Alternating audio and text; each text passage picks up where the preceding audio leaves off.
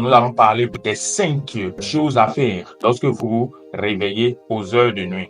La première chose à faire consiste à se souvenir et à prendre note de vos rêves, visions et autres voies de Dieu. Lorsque vous vous réveillez à l'heure là, ce n'est pas le moment de dormir. Ce n'est pas non plus le moment de sauter de votre lit et de commencer par prier à tort et à travers. Non. C'est le moment de réfléchir, de voir s'il n'y a pas une révélation particulière. Généralement, lorsque l'Esprit de Dieu vous réveille à l'heure là, il vous met quelque chose à cœur à faire. C'est par là qu'il faut commencer. Peut-être que vous avez eu un songe, vous avez une vision, ou bien alors vous avez une voix quelconque de Dieu. C'est le moment de faire attention à ça et de prendre note si c'était nécessaire. La Bible dit que Dieu ne fait rien sans révéler le secret à ses serviteurs, les prophètes. Amos 3, verset 7. Dieu parle tantôt d'une façon, tantôt d'une autre, mais on n'y prête pas attention. Job 33, verset 14. Et Habakkuk 2, verset 3 nous exhorte à écrire la vision afin de la lire couramment. Donc, il faut non seulement vous remémorer vos visions, songes, prendre ça en compte. Et si c'était nécessaire, prenez note de ces choses-là.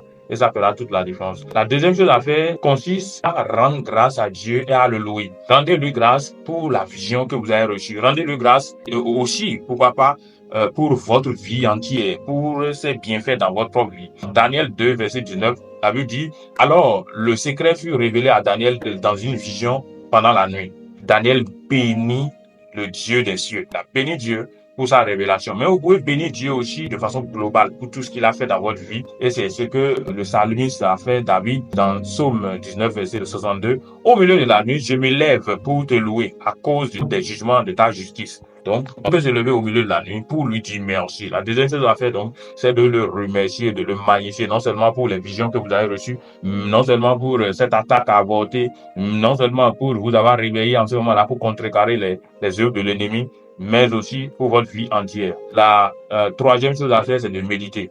La méditation ne consiste pas en une position donnée ou en la position lotus. Les rituels qui entourent la méditation, notamment dans les autres religions, ne vident pas la méditation de son essence. La méditation consiste principalement à réfléchir mûrement sur un sujet. Ça peut être sur les Écritures, sur votre propre vie, surtout pour lui rendre grâce. Ça peut être sur les projets que vous avez en cours. C'est ça qu'on appelle la méditation. Tous les autres rituels sont en réalité des enveloppes, mais le contenu même de la méditation consiste à réfléchir profondément sur un sujet donné. Au sujet de la méditation, la Bible dit, lorsque je pense à toi sur ma couche, je médite sur toi pendant les veilles de nuit. Vous avez vu? Il sait à quel moment méditer. Donc, le psalmiste veille à méditer. Le psalmiste médite la nuit. Psaume 63, verset 6 à 7. Josué 1, verset 8. Que ce livre de la loi s'éloigne point de ta bouche. Médite-le jour et nuit jusqu'à agir fidèlement selon ce qui est écrit. C'est alors que tu réussiras, c'est alors que tu connaîtras du succès. Donc, la méditation est très importante pour pouvoir prospérer de façon globale. Alors, la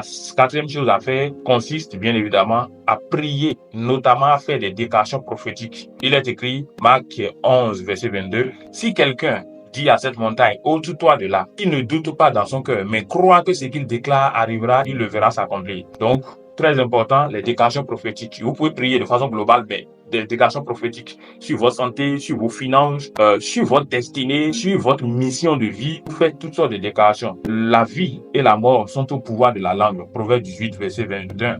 Donc, n'oubliez pas que c'est par la parole que Dieu a créé tout l'univers. La parole donne vie au matériel.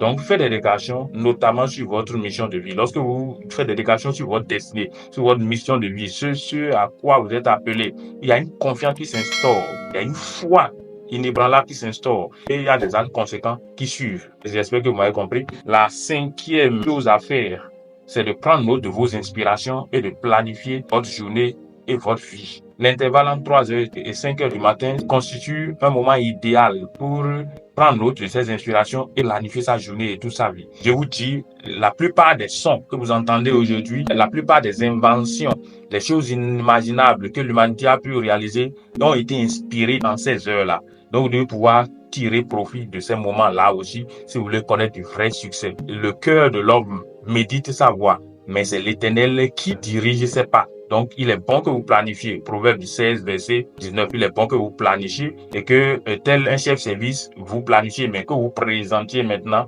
votre projet à l'Éternel qui a la latitude, qui est l'autorité supérieure, qui a la latitude d'apporter des amendements, donner des instructions supplémentaires ou contradictoires, mais vous devez d'abord planifier. Il est écrit, lequel d'entre vous, s'il veut bâtir une maison, ne calcule pas les coûts et pour voir s'il peut l'achever, de peur qu'il ne commence et qu'il ne finisse et qu'on se moque de lui. Luc 14, verset 28. Donc, il est très important que vous puissiez planifier, méditer, réfléchissez, tirer des inspirations de ces moments-là et planifier votre journée, vos mois, vos années et votre vie entière en conséquence. Et vous allez voir, il y aura une révolution parfaite.